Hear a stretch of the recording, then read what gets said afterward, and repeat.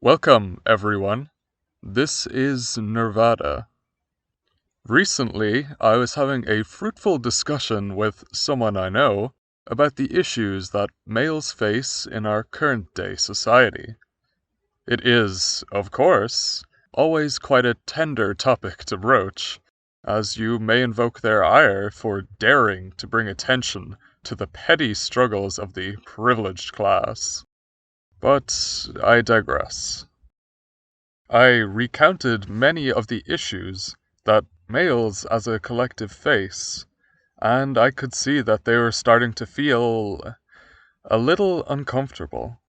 Being presented with rock-solid examples of male abuse, especially in higher numbers compared to females, this puts cracks in the idea of the privileged androcentric society rhetoric that most people fully believe in. This belief system is so fragile that simply mentioning male issues puts these people in defense mode. However, to their credit, they did not try to deny or ignore the facts that I had vocalized, at least not in the moment. They did, however, ponder on what I had said and fired back with, well, surely it's men that are doing these things to one another. And indeed, they are mostly correct. I am also of the belief that the majority of pain and abuse that males face comes from other males. But that is something that we will discuss later in the video. They appeared quite satisfied with this retort, but regardless of who the perpetrators of these acts are, the point is that males are still targeted more often than females. This conversation was spurred on from a recent tragedy that happened in my country. A woman in her early 20s was murdered with seemingly no motive to it in broad daylight. This, of course, is terrible. Seeing news of any person being injured or killed is always saddening. What I thought was another news piece that would fade away into obscurity over the next few days, however, did not. This incident sparked national outrage, and countless hundreds of vigils were held for this random woman all across the country. Remembering those that were lost due to wanton violence is indeed a very compassionate thing to do. However, I know in my heart that if this was a random male who had been killed, it would not spark such outrage. Would the local community be in shock? Most likely. Would they, and they alone, hold a vigil? Maybe. But in no way would this tragedy leave such a lasting impact in the minds of the general populace, and certainly not on a national scale. A day or two after this incident, a handful of individuals were interviewed at these vigils, which happened to be broadcast while I was listening to the news. Never in my life have I heard the words violence against women being repeated over and over and over so often.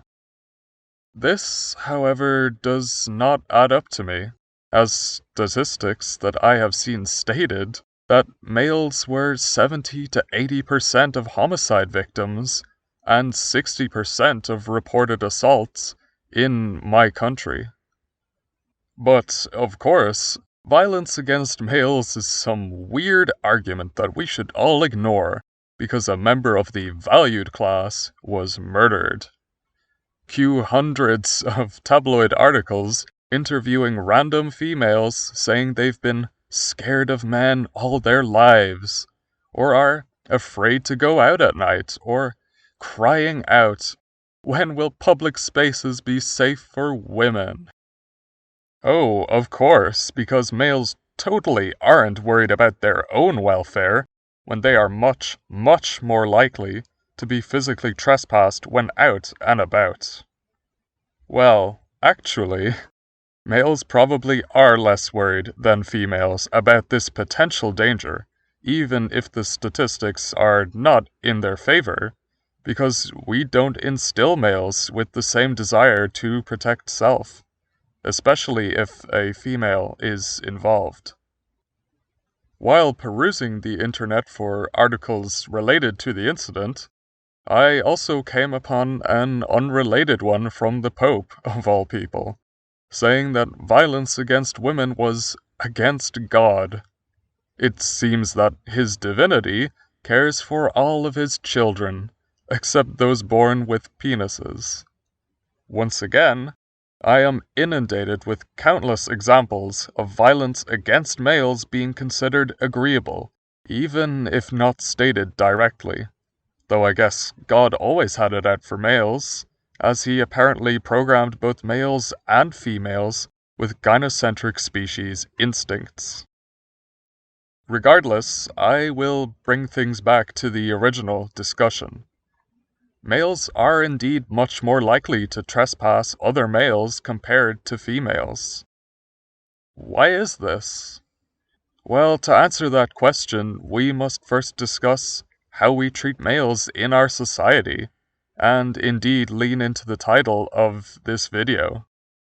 There is an old proverb: the child who is not embraced by the village will burn it down to feel its warmth. All around us, we hear of males of all ages being mischievous.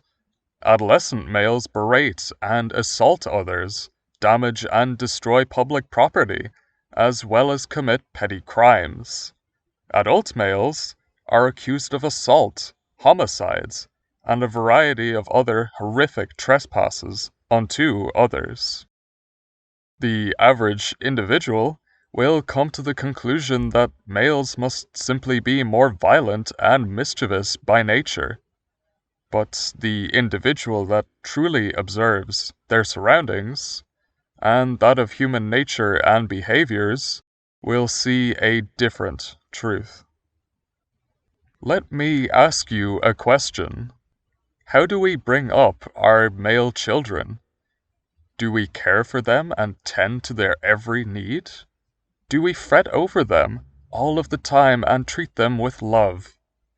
For the vast, vast majority of people, the answer will be no, or at least not permanently.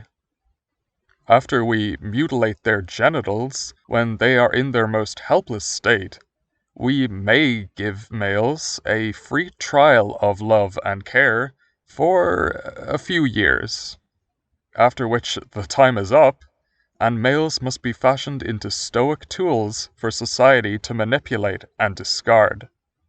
People do not care for individual male welfare, not even that of their male children, or they would not engage in such acts that are naturally at odds with love. When males feel down or hurt, they're told to man up and lock all of their pain and suffering inside, internalizing it all. After many years of this conditioning by parents and other guardian figures, a man may think that he barely even has feelings. In reality, though, he does, and all of the ones that he ignores are still present deep inside of him, whether he chooses to acknowledge them or not. Emotions, feelings, these are powerful things. When you do not address them, they will claw their way to the surface in any way they possibly can, as keeping them inside for too long will cause even more internal damage to the individual. They may develop disorders, depression, have a nervous breakdown, or start making plans to eventually end their own lives. For adolescent males, a decade of being told that you are not worthy of being able to express or feel, that you are simply a tool for societal benefit, or that your life value is inferior compared to females, all of this builds immense emotional pressure inside of males. When they finally tick over into their mid to late teens, and the intense stranglehold of family is lifted from them, they go out into the world and vomit out all of this pressure built up inside of them. But of course, they do this in ways that are acceptable for males to do, by affecting the world around them physically, or by trespassing other males. This is typical for the life of the abused adolescent male, especially those with parents that have lackluster skills of diversion. The smarter parents, however, will from a young age direct their male children into the world of sports, the acceptable set of activities in which males can be rough and tumble with one another, helping to get out all of the immense pressure weighing on them that they are not truly loved or cared for. We also get the bonus of examining their skills and seeing if they are worthy of becoming the next Cristiano Ronaldo or Lionel Messi. Oh, don't be fooled. The more responsible parents know that once males reach this age, they seem to have an excess of destructive emotional energy to vent, and thus divert males into the world of kicking balls and tackling other disposables. For fun. They couldn't hope to imagine why these males feel all of this emotional turmoil. We never equip males with the skills to handle or acknowledge their emotions, so once they get into adulthood and drop the ball, quite literally, on sports, we must start pressuring them to find a girl or quickly direct their attention to finding a position in the workplace. Anything that will preoccupy them so they cannot observe their own feelings. This particular avenue of diversion tends to be championed by dear old dad, as he has experience in the workforce and will most likely be able to get his son's foot in the door somewhere. And if he doesn't agree to it, we can just threaten to kick him out of the house and onto the street. Easy peasy. I also believe this is why many of the males that end up committing petty crimes, such as theft and destruction of public property in their latter teens, tend to be the sons of single mothers. Society holds male hands in school, sports, and youth groups up until they turn 17 or 18, after which it becomes dad's responsibility to corral these ticking time bombs into the labor force. Single mothers generally do not have this same authority over their male children, have less experience for directing them into the workforce, and cannot intimidate these males physically with ultimatums. Rather than acknowledging that we are the cause of males acting out in such a way, we blame other things in society, such as violent movies or video games, anything but ourselves. And with the intensity of male mockery and abuse only rising, and this being seen as completely palatable and even encouraged in our society, is it really any surprise that we are hearing so many stories of school shootings and other violent incidents from younger males? Do I condone the actions of these males? Absolutely not.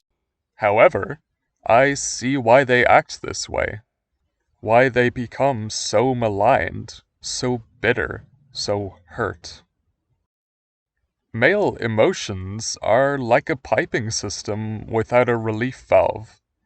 Over time, more and more pressure builds up, and with no way to release this immense pressure, it explodes and causes destruction to the surrounding area.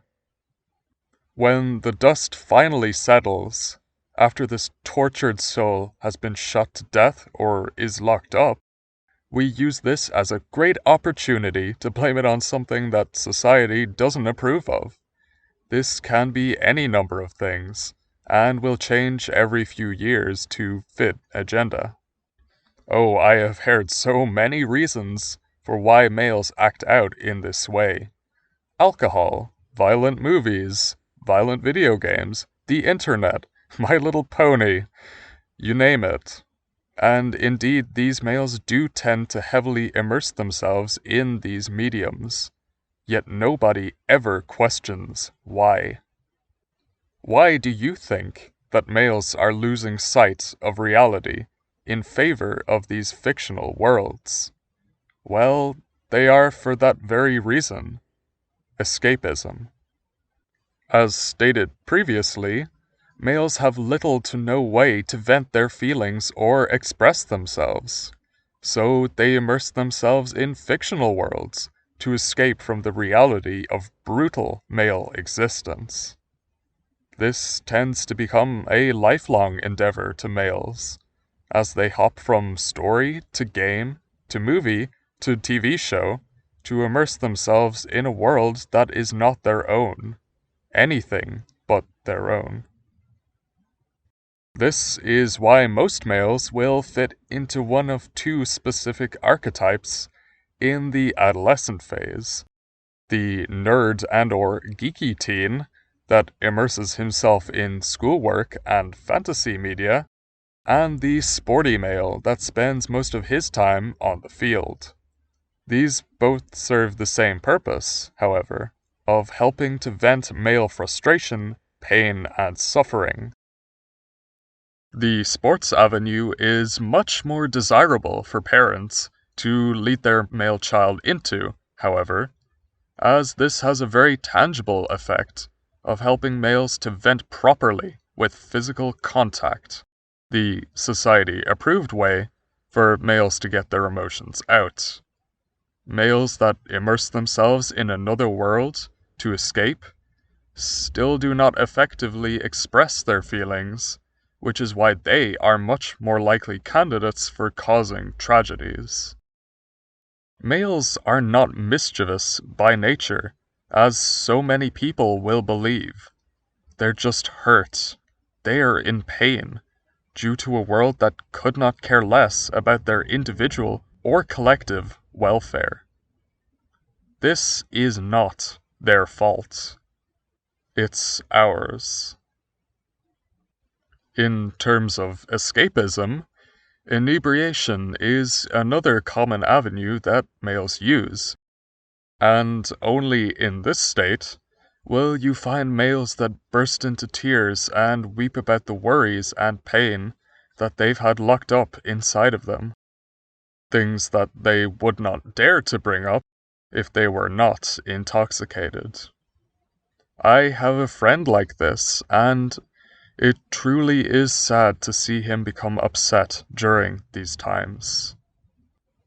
However, I am glad of the fact that I and other friends can be there to support him during these times of vulnerability. Males are conditioned to ignore their own feelings, so they can be more efficient tools for our society to use and discard. However, this pain, this abuse, this builds pressure in males, which is why so many strike out against people in their immediate proximity, or at the world at large. Again, I do not condone the actions of males that trespass others. However, I see the cause of the reaction and acknowledge that something needs to be done about it. Regardless of archetype, males are always directed towards venting their frustration onto other males. For sporty males, they are used to tackling and being rough with one another on the field, and for the socially disadvantaged males, it is seen in every single facet of our media. Any violence against females is seen as shocking and disturbing, and may even spark national outrage, as I have personally witnessed recently. All people, whether male or female, experience the utter contempt we treat males with. We publicly mock and abuse them, We send them into war to die for the newest cause of the year, and when they can no longer afford to live in our society, they are relegated to the dirty, cold streets, begging for change. Issues that mainly affect males get less funding. The amount of abuse and crisis shelters for males numbers in the tens on a global scale. We simply do not care about male welfare. I have seen a couple of feminists cornered by people in the past, expecting them to detail the ways in which they will look to benefit male welfare and support males. They are fighting for equality, after all. Of course, the answer they give is so cookie-cutter and non-committal. We should teach our male children to be able to express themselves. This would, however, be opening quite a large can of worms. If we allowed males to truly express themselves and their feelings mentally and emotionally, they may question why they are subjected to inferior treatment and life value compared to females in general society. And that's something that we, as a society, do not want to acknowledge, lest we be forced to take responsibility for all of the pain and abuse that we have caused those that we were supposed to care for. We may also run the risk of becoming deeply emotionally attached to these males, and as any person knows, caring for those that will likely be disposed of in the near or distant future is not optimal for self. So better to simply treat males, all males, with suspicion or prejudice, so that when they do eventually kick the bucket, it's not that big of a deal to us. We already spread disinformation that males are brutish and malicious by nature, so we're halfway there already on the whole not caring about males thing. I'm sure that any pain or suffering that they endure was coming to them anyways, those abusive totalitarians. This is the attitude of people in general society, to treat males as lesser, to not allow them to express themselves or be valued the same in life value compared to women. And then when they lash out in anger or pain at their mistreatment, we use this as proof of malicious male instincts. We double down on it by condemning them to prison cells, or we dispose of them with violence. We do not attempt to rehabilitate males, because we truly believe that once they reach adulthood, they are beyond saving. That their malicious male instincts are in full swing, and we must simply lock them away or kill them to solve the issue. In every area of society, we fail males. Do you want to know how to cut the homicide, assault, abuse, and suicide statistics in half? Start to value male worth and life. These are hard pills to swallow. If you have made your way through to the end of this video, then congratulations. I hope, at the very least, that I helps to enlighten you as to the struggles of the average male. The next time you see a man doing something mischievous on the television, don't think, ugh, men. Think instead, he needs help. So many males need help that they will never, ever receive. But if you can be there for males in your life and truly look after their welfare, you may just save their lives. Until next time, brothers, keep safe.